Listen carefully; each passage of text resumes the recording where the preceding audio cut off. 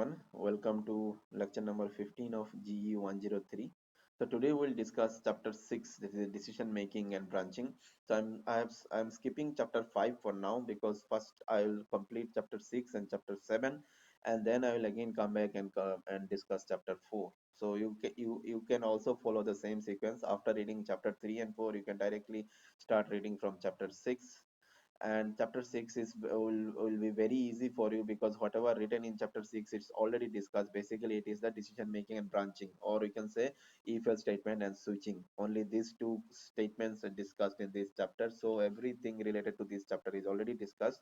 So I'll not go in depth. I'll just quickly explain what is written in this chapter. One important announcement is your midsem test will be conducted in next week. So the date and time will be announced in tomorrow's online meeting. So last week's online meeting there was no one present. So please be there tomorrow during the online meeting. And during this meeting, I will decide the date and time of your midsem exam, which should be conducted on next week. Okay. So let's start with this chapter, decision making and branching. Decision making and branching means if else statement, mostly if statement and switch statement also. Decision making is, for example, suppose if I write here if a greater than b, then perform a equal to a star 10. If I write something and then suppose if I am printing here uh, the value of A is person D, then A. So if I write a program like this, then if you check the line number 7 here, it is saying if A greater than B. You know what is called if statement. If you know what is the internal expression here. You know this is a relational operator. Everything is known to you now. But why it is saying decision making? Because this is you are if this is true, we'll do this. Otherwise, we'll come here. So you are making a decision here. That's why it is called decision making. And branching, why it is called branching? Because if it is true, you will go here. If it is false, you will jump from line number 7 to line number 10 directly. So that's why it is called branching. You are not always following a straight line, a straight path. Or you can also see branching, because if you see this diagram is also known to you. So if this condition is true, then we'll go follow this path. If this condition is false, we'll follow another path. That's why it's called branching. We are not going in straight line. Otherwise, if you go from here, line number 5, line number 6, and line number 7, up to this 5, 6, 7, we are executing all these lines one by one. That is straight line. That's why there is no branching here. But after line number 7, either we'll go to line number 8 or we'll go to line number 10. That's why it's called branching. Branching based on some decision. If That's why it is called decision making and branching. This is what this. That's why the title of this chapter is decision making and branching. So the first condition is, I'll start with simple if statement. Simple if statement is as I have written here. This is a simple if statement. Why it is called simple if? Because in this if statement has no else part. Means if this is true, we'll do this, and then we'll directly jump to line number 10. There is no else part. There is no else part. What does it mean? If a greater than b, so for this program a is 10, b is 20. So here a greater than b is true or false? It is false. Since it is false, it will not enter to line number 8. It will jump to line number 10. That's it.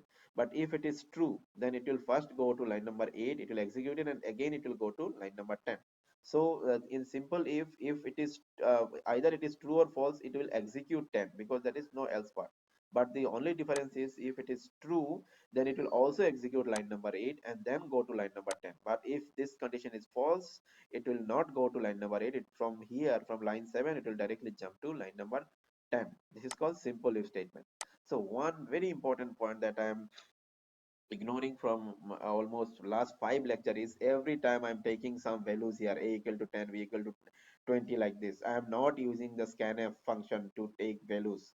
This is only to make simple program and show you some example in quick time. So whenever you are writing a program, always try to take input from scanf or from user, that is using keyboard and using scanf function. Don't use this type of hard-coded variables. These hard-coded variables I'm using here only to show you some examples in quick time.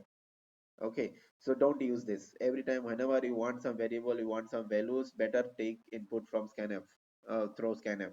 Okay, so in this case, now if I run this code, then the value will be uh, value will be 10. Value will be 10 because it is not entering here, because a is not greater than b. If I write here is it is 40, then it will enter the if statement, and if statement, it is entering if statement, right? Because a greater than b, it is true, so a will be changed, a will be multiplied by 10, so a will be 400, so it is printing 400. So this is simple if statement. Nothing more to discuss here, you will understand it. And this is the diagram, or block diagram of if statement. Simple if means, see, if it is true, we'll execute this and then we'll come here. That is actually line number 10 of our code. If you can check with this line. So the line number 10 is actually this statement X, and this is actually line number 8. Sorry, line number 8, yes. So if this condition is true, we'll go here, we'll check, execute this, and then we'll go to this place. And if it is false, we'll directly come here. This is line number 10. So this is called simple if. It has no else part. Okay. Let's move to next statement. See, one more important part is what I'm expecting from your side, that you will read this book line by line. I'm skipping all this thing because I feel it is simple. I have already discussed this. So you have to read this book line by line. It is important for you. Then the next is if else statement. That is also clear to you. If else statement is, if this is if and else, divide a with 10. So if a greater than b, then multiply a with 10. Else if a is less than equal to b, then divide a by 10. So here the condition is saying if a greater than b, go here, and if this is false, then go in else part. So when this condition will false, when a is less than equal to b, isn't it? A greater than b, what is the opposite of a greater than b? The opposite is a less than equal to b. So in this case, if suppose it is 40 and 20, then a is greater than b. It is true or false? It is true, so it will execute line number 8 and then jump to 12. Then jump to 12 because this is the else part. But if now I change it to uh, 10 or 10, suppose if I change it to 10, then in this particular case, a greater than b, this condition is false. The moment it is false, it will enter to else part. So from line number 7, the control will jump to line number 10, right? And it will execute this, and then it will jump from line number 10 to line number 12 again. So in both cases, if it is true, it will execute 8 and jump to 12. If it is false, it will execute line number 10 and jump to 12. This is called if else statement. And if you go to diagram, see, this is the diagram. If it is true, it will go to true block. That is line number 8. This is the true block. And if it is false, it will go to false statement block. False block is, this is the false block. That is called 10. And then both are ultimately, after executing this, it will go to this, and it will also go to this statement X is actually here line number 12. So our true part will also go to line number 12, and false part will also go to line number 12. So this is a if else statement. This is also very clear to you. You are using it in your lab experiment also. So read this book chapter from here. I am not explaining it in more detail. Next is nesting if else statement. Nesting if else means if else statement inside a if else statement. So why it is important? So suppose this is a if statement, and we are saying that, oh, once this condition is true, we'll enter line number 8. But I have not said that what to write here. It means, is there any restriction to write any code here? There is no restriction. You can write any code inside this if statement. That means you can write any statement. It's not like that here you have written only one line. It's not necessary. You can write any number of lines here, any code here. Any code means you can also write a if condition here again. Like I can also write another if statement here. If a equal to 20, I can also write a if statement here. And I can also write a if else statement here. All are fine. All are fine. You can do this, no problem. It means that you can write a if statement inside a if statement, and there is no limit of this nesting. You can also write another if statement inside this if statement. So this type of nesting if statement is also possible, and that is written here. So here it is saying that nested if else statement, that inside one if statement you can also write another if statement. And you can go to this diagram. This diagram is saying if this is false, okay, false part is there is only one statement. But if you are going to true part, here this diagram is showing that you can here it is written another if statement. So basically what this diagram is trying to show, don't think that this diagram is saying that you cannot write a if statement in this site. This is just an example. The example is saying that in any of this part, instead of one statement you can write another if statement. Another if statement here also you can write another if statement, but this is just an example. Just an example. I can also write another if statement in else part. It is perfectly fine. I can also write b equal to 300, and I do something, and else I'll do this. I can also write this type of statement. So when to write a nested if statement is depend on the requirement. If your program requires the logic, they requires for to implement a program, if that logic requires to use nested if, you can go for it. You can go for nested if. But most of the programs that I have written in this class till now, they don't require nested if, right? Maximum to maximum we need if else, and there is a ladder of if else also required, switch cases required, that I will discuss. But if else if statement inside if, that is called nested if, was not required, but it may require in your lab assignment, in your future lab assignment. So you should understand, or you should learn what is called nested if statement. And then after if, nested if, there is a concept called dangling else problem. Let me explain what is called dangling else problem. So to explain dangling else, let me remove nested else. Nested else is not required for this.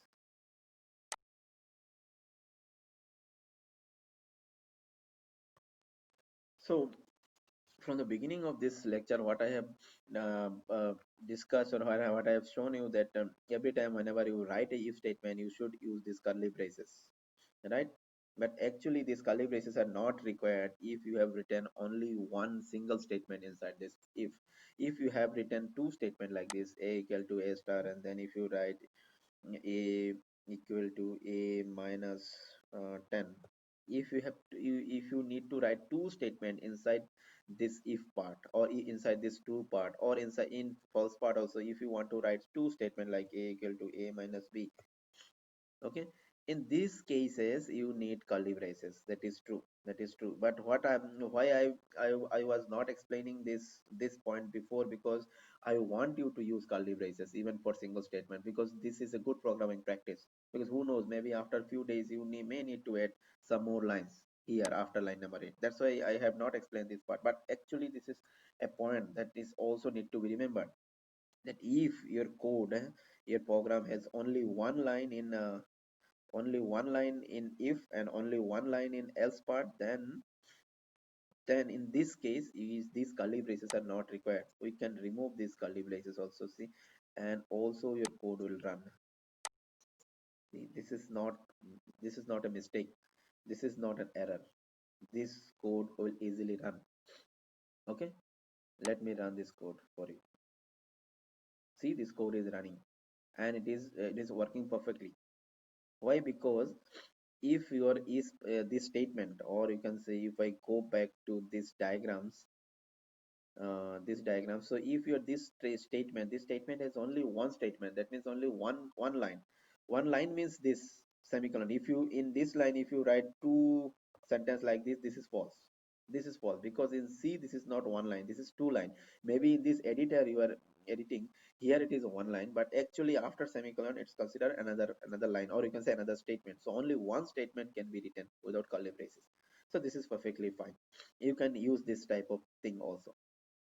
So but now, uh, another point here is indentation. Indentation means, that also I've explained you in the beginning, that every time while maintaining some gap here, right, it is just for better understanding of the code. If you also remove, if you write a code like this, then there is no error. there is no error. The compiler will understand what you want to write. Suppose you are not using the indentation and you are writing this, you are writing code like this, your code will work perfectly. There is no problem. Indentation is only required to understand your code properly by another person. And that's why it is very, very important. Why? Because if you are in industry, if you are writing a code having hundreds, thousands of lines, then your code must be understandable by other people. So indentation is very, very important. Basically, in C programming. In Python, indentation is required for as a syntax, as a part of syntax also, but not in C. So here, since indentation is not required, if I move this printf here, it will not show you any error. But do you think in this particular case, this point is very important. Do you think the printf is now a part of else? Do you think the printf is a part of else? If printf is a part of else, then if this is true, this is true, then it will execute line number 8 and it should directly go to line number 12, right? Because if this is a part of else, but this is not happening, right? Let me run the code. See printf, sorry, if I go for 14, just make this line number 7 as true. See, it is still printing 400. It is going here, it is true, it is going 8 and then it is jumping to 11. It is still printing printf. So what is the point you have to remember here? That if you are not using curly braces, then compiler will by default only consider the first statement after this if as a part of true statement, true part, and the first statement after this else as a part of else. After this line, this is line number 11, will be considered outside this if statement. Even if you write it here, you write it here, you can write it from this, you can also write it from this, you write it from any position. But after the first statement, second statement will be considered as outside of if statement, if curly braces is not there. But if you want this printf should be a part of else, then you have to use curly brace, because more than two statement, if you want to write inside either both in else part or if part, you have to use curly brace. Okay, now this is another very important program. You have to understand this program also. If I will advise you to please pause this video here and try to understand this program, what this program is saying. If this program, if you check this program first, here it is checking if a is greater than b. If a is greater than b, it will execute this line, this two line. Okay, it if a is greater, this is a true part of line 7, and in true part is saying another if statement, that is it's a nested if. So in this nested if, again we are checking if a greater than 10. If a greater than b, first of all we are checking if a greater than b is true, then again we are checking if a greater than 10. If a greater than 10, then we are changing the value of b as 100, and then else b is 200. Okay, so there is two important point here. First important point, just in previous example I said if you are not using curly brace, then you can write only one statement inside true, inside this true part or false part of any if statement. But here, here I am using two lines, right? Here I am using two lines inside a if statement, but without using curly brace. So how that is possible? Because if you remember, just before few minutes I said that inside if part, true part or else part, you can write one statement. I didn't say one line, I said one statement. So here this is one statement in C. This is just a simple if statement. This is simple if statement. So you can write a statement, no problem, without curly brace. That is perfectly fine. But if you need two lines, two two statement, then you have to use curly brace. So maybe you will be it'll be confused if you, that's why from the beginning of this course I said better use curly brace. If you are using curly brace, you will not be confused. But all these thing, because this, since this course is for understanding the C program completely, that's why I'm explaining all this syntax to you. But whenever you are writing a code in lab also, and in your any other assignment during your degrees, if you are confused, better use curly brace, because if you are using curly brace, there will be no confusion. But if you are not using curly brace, then you always remember only one statement you are, it is allowed. But this is a single statement, this is a single simple if statement. So this is the first point. Second point is what will be the output of this code. I have already run this code once and output is showing as 20. So can you verify it? Maybe again you pause the video and try to verify it why the output is 20. because initial value of b is 20. Now here we are checking if a is greater than b or not. A is greater than b? No, it is false. So if it is false, it should go to else part, right? It should go to else part and it should print b equal to 200. But why it is not printing 200? It seems that after executing line 7 and it is finding it is false, it is directly jumping to line number 13 from 7 to 13, and it is printing the old value of b, because till line number 7 the value of b is 20. So if you jump from line number 7 to line number 13, the value of b will be old value 20. That's why it is printing 20. So what is happening here? Why this else part? Why when this condition is false it is not going to this else? So that is called dangling else problem. So if you go here, read this. This is from book also, this dangling else problem. Dangling else problem is, as I said, that the indentation is not required for the compiler. Indentation is required for the user. Indentation means, see, I have written else is here, but you can also write else here after, just below this f, right? You can also write it this way, or you can write it here also. There is no problem. This is the indentation is not important for compiler. So in that case, I can, if I write else from here, I can write else from here. Then if I start writing else from here, maybe you will think that okay, this else is a part of this inner if. Okay, and if I write this else from here, it looks like that okay, this else is now a part of this outer if, and which was actually the previously I was saying that if this is false, why it is not jumping to line number 11, why it is directly jumping to line number 13? Because if I write this else here, it looks like that this is a part of this if, the outer if. But if I write it here, it looks like it's a part of the inner if. And but again I said this space is not important for compiler. So how compiler will treat this else? This is kind of a dangling else. So which is the owner of this else? So in these particular cases, um, the C compiler will assign this else to the most innermost if. That means which is the innermost is if this is the outer if. So this is the innermost if. So this else will be a part of this innermost if. No matter you are writing it here or you are writing it here, it's not important. Important is it's a part of this innermost if. So even if you are writing it here, but this else is actually a part of this inner if. So when so you can consider that if this is if statement, then this is this is just an another if else statement written inside the first if statement. So this is, so this outer if is a simple if statement, and inside a simple if statement, if you are not using curly, you can only allowed to write one statement. So if the all this selected line here, selected line, you can say this is also a single statement. This is a if else statement. This is not single if, but this is if else statement. So you can write another single statement inside this if.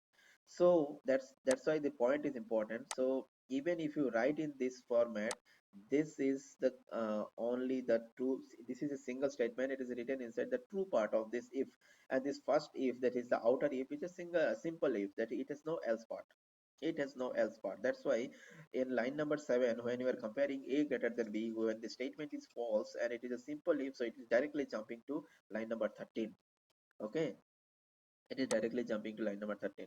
So actually you should write the code like this if you are writing, because it is easy to understand as a user. When if you write a code and you send it to me, when I read your code, it will be easy for me to guess that what should be the output of the program if you write in this format. But even if you mistakenly write in this way, compiler knows that this else is part of the inner if, not the outer if. Okay, so I hope this part is clear. So that is written here in dangling else problem. And now if you want to make this else as a part of outer, then better use a curly brace here. If I use curly brace like this, okay, if I use curly brace like this, then if I use curly brace like this, then this else is part of outer if. Now see, if you run this code, it is showing 200. Why it is showing 200? Because now this if, inside this outer if, this is the true part, because I am using curly brace. And now after this curly brace, here it is very clear to the compiler also that this two part of this if is this outer if is done. So this should be the this else should be assigned to this if, not this if. Only this angling else problem is coming when there is no curly brace. So all this thing is very difficult to explain everything here. You have to practice it by yourself. And again, if you have any doubt, let me know. I am not getting any queries from you. Any doubt is not. I've not received any mail regarding any doubts in my lectures and all. I don't know. Maybe you guys are not following it properly. If you are not following it properly, it's not my responsibility. You will not understand this language. If you want to understand this language, you have to explain. See, one problem in online lecture is I cannot see your faces. If it is a physical lecture in a physical classroom lecture, then I can understand from your body language that which part is not clear to you, which part I need to repeat again. But here it's not possible for me. And but on advantage here is, since it is a video lecture, if any part is not clear, you can repeat this part. So instead of repeating, if I repeat same part again and again unnecessary, the length of the video will increase. So it's better if any part is not clear, just repeat this particular part again. The next is else if ladder. The else if ladder is also explained in class. This is called else if ladder. Means I have explained one weekday program, Sunday, Monday, Tuesday. This type of example I have explained in class. I think in online lecture 4 or 5. So in that lecture I've used if, else if, else if, else if, like this. And this diagram is like this. This is the diagram of this ladder if else. So if this is the first condition is true, then we'll execute it and we'll directly jump here. If the first condition is not true, then there will be another condition. If another condition, next second condition is true, again we'll execute this statement and we'll jump here. But if this condition is also not true, then we'll go here, we'll check another condition. Again, if this is true, we'll go here, otherwise we'll jump again here. So one by one, we have to check many condition. And if you remember, I have shown you example like if day equal to 1, I'll print Monday and I'll go here. If else, if it is not true, day is not 1, then we'll come here. So if day is not 1, then day can be 2, 3, 4, 5, 6, anything else, 6 or 7. So if that's why after if it is false, I'll check if day equal to 2. If day equal to 2, I'll print here Tuesday. Then I'll go here. And if it is day is not equal to 2 also, then again it is false. We'll go here and I'll check if day is 3. If day is 3, I'll print Wednesday and I'll again go here. Otherwise, it'll continue. So just check this program. I have written this program earlier in this course. So in this particular situation, if your logic, if you need a logic like this, that's why flow chart is very important for the beginners who has just started programming. Because if you know the flowchart, if somehow you can design the flowchart from the requirement of your program, then you can easily convert this flowchart to either a simple if, else if, or this type of the else if ladder. Okay, so I'm not explaining it in more detail here. If there, I'm advising you to see my previous videos where I've explained you this type of examples with this weekdays program. So better check this program, you'll understand it. So there is a quick example here given. If marks is greater than 79, grade is age. Else if is mark is greater than 59, grade is this. Else if, so this is also an example of else if. Read the chapter completely. Then because one example is not enough to understand a syntax, you have to read some other examples. So better read this book also. See, there are many examples given for else if. So and that these are the rules of indentation. You read it from yourself. I'm not explaining it because these are easy and I have already covered all these rules. So the next is switch statement. What is called switch statement, that is also not new to you. Switch statement also explained in class. So let me directly, if this is a kind of switch statement, so this is, you can write an expression here. So till now what I have written in place of expression, I have just written one variable like switch and I have used. So n is a variable, and based on this variable of, so this value of this, there are many cases here, case 1, case 2, case 3. So let me write a code here. So this is a switch example of switch statement, a program written with switch statement. I think this same program I have written previously also. So how this program will execute? See, initially I have declared a variable here called variable a, and now I am writing here switch a. And now these, based on this value, it will go to a particular case. What is the current value of a? Current value of a is 10. So if the current value, if I write current value of a equal to 1 right here, and now here, then now here the current value of a is 1, so it will go to case 1. And when it will go to case 1, it will print this line, printf Monday, and then break. Break means it will go out of switch case and directly jump to line number 25. If I write here, I'm not executing it, I'm not running the code because because it is simple to understand. If I write here 3, if I write here 3, then when it will come here, the value of a is now 3. So it will directly go to case 3. It will start executing from case 3. Why I'm saying start executing? Because there is a meaning of this. It will start executing from case 3. It will print Wednesday, and then it will get a break here. If it is don't, if you don't write break, it will continue printing. That's why I'm saying start executing from case 3. If you write here 5, then now if the value of a is 5, so it will start executing from case 5. It will go here, it will print Friday, and then it will continue start executing continue from this line continuously, but the next line is break. So the moment it will write get break, it will jump out of this statement, it will go directly to 25. That's why break is very important in switch statement. Okay, so if now, as it was previously, if I now write 10, what will happen? The value of a is 10, so it should go to case 10. Do you have case 10 here? No, we have only 1 to 7 cases. So in that case, it will go to default case. It will go to default and it will print wrong input. So in this last break is not very important, because after this line, so this is should be default. So after this line, anyway, the next line is 25. So you can write break here, or you can remove this break also. That's the last break is not very important, but other breaks are important. So let me run this code here. If I run this code, see, it is that should be 2 printing. So after this, it is also printing outside switch. So if I increase this part, see, it should print mm, uh,